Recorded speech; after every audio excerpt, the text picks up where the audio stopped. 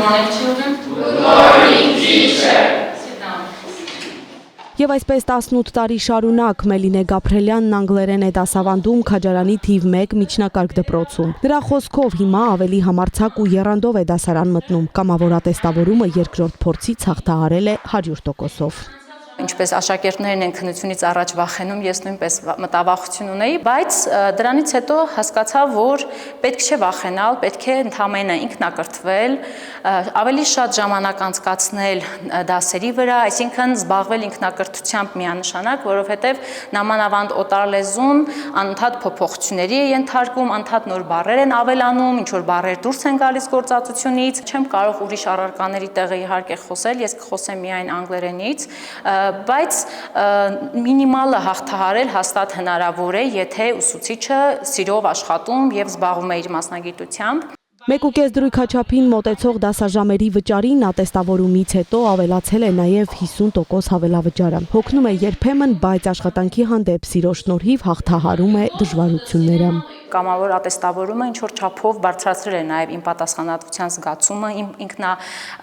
ինքնագնահատականը ինչու ոչ, ատեստավորումը գոնե մի քիչ դուրս բերեց ուսուցիչներին, որովհետև իսկապես նվիրյալ աշխատանք է, ուսուցիչը ահռելի աշխատանք է կատարում, այդքան երեխաների մասին մտածելով, անհանգստանալով, բայց այդքան չնչին աշխատավարձը չատեստավորված դեպքում, նամանավանդ երբ որ արդեն աշխատում ես եւ աշխատել ես չատեստավորված եւ հիմա ատեստավորված, տարբերությունը շատ է իսկապես։ Մարզում եւս 2 ուսուցիչ կամավոր ատեստավորումը հաղթահարել է 100% արդյունքով։ Գյուղական բնակավայրի կրթօջախի անգլերենի մասնագետ Ժենիա Խաչատրյանն էլ ապահովել է ամենաբարձրից չնչին տարբերվող միավորներ։ Շաբաթական 3 օր մանկավարժի առօրյան Կապանից տեղափոխվում է Վերին Խոտանանի միջնակարգ դպրոց։ Կարելի ասել եկել եմ գյուղական համայնք հենց նաև այդ կարծրատիպը կոտրելու համար, որ լավ մասնագետը կարող է աշխատել գյուղական համայնքում եւ տալ որակյալ կրթություն։ 11 տարվա մանկավարժը հիմնականում դասավանդել է գյուղական բնակավայրերում, նշում է փոքր դպրոցներում աշխատանքը անհատական պարապմունքի է նմանվում, որն էլ ավելի մեծ արդյունք է տալիս։ Ճիշտ է, առանցքային նպատակը երեխաներին գիտելիք տալն է, բայց աշխատավարձի կրկնակի ավելացումը պակաս կարևորներից չէ։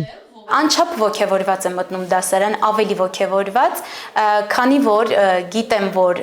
իմ նույն աշխատանքի համար ստանալու եմ ավելի բարձր աշխատավարձ եւ ավելի եմ ոգևորվում դրանից։ Մի տեսակ ատեստավորումից հետո կարծես թե օրինակ ես դառնում, ավելի մեծ օրինակ ես դառնում աշակերտների համար, աշակերտները քեզ նայում են ավելի հիացմունքով եւ ինչու՞ չէ, նաեւ նկատել եմ, որ շատ աշակերտներ իրենք էլ ցանկանում են ընտրել ուսուցչությունը։ Սյունիքում մոտ 1750 ուսուցիչ կա, ըստ մարզպետի աշխատակազմից ստացված տվյալների 2025-ին կամավոր ատեստավորմանը դիմել է 592 մանկավարժ, մասնակցել 512-ը։ Նրանցից 60% եւ ավելի շեմը հաղթահարել է 353 հոգի։ 159-ին չի հաջողվել վաստակել համապատասխան միավորներ։ 2025 թվականի դեկտեմբերի դրությամբ մարզում կամավոր ատեստավորման շնորհիվ ավելացված աշխատավարձ էր ստանում 378, 2026 թվականի հունվարի տվյալներով 559 հոգի։ Մարզում ոլորտի ամենաբարձր աշխատավարձը տատանվում է 300-ից 400,000 դրամի սահմաններում։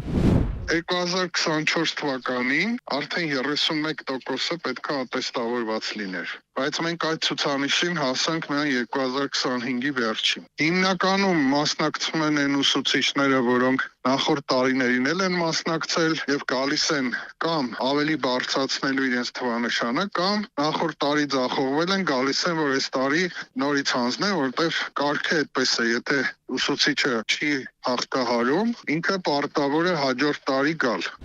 Ամենաբարձր ու ցածր միավորներ պետք է ստանան քչերը, մեծ մասը պետք է ապահովի 50-ից 70% արդյունք։ Ըստ փորձագետի համամասնության տեսանկյունից օրինաչափ է քիչ թվով վերին շեմ ապահովող մանկավարժներ ունենալը, բայց ձախողումների հիմնական պատճառը հաճախ ուսուցիչների գիտելիքի պակասը չէ։ Խնդիրները կախված են թե թեստերի բովանդակության, թե տեխնիկական խափանումների հետ։ Իսկ թե ինչու են ավելի շատ ատեստավորվում անգլերենի մասնագետները, Խաչատրյանը պարզաբանում է։ Աշխարհագրությունից ամբողջ Հայաստանում ընդունելության քննություն է տալիս 100 հոգի։ Հետևաբար աշխարհագրության ուսուցիչների ճնշող մեծամասնությունը կրկնուսույց չի կարող լինել, որտեղ մարդ չկա այդքան։ Եվ դա էլ ազդում է, որովհետև փորձը ցույց է տալիս, որ այն ուսուցիչները, որոնք կրկնուսույց են, իրանք ավելի այսպես ասած, բարձր են ստանում, որտեղ իրանք ֆորմայի մեջ են, ամեն տարի պարապում են։ Եվ քանի որ անգլերենը ամենաշատ դիմորդներ ունեցող առարական է, անգլերենի ուսուցիչներն էլ ավելի ակտիվ են։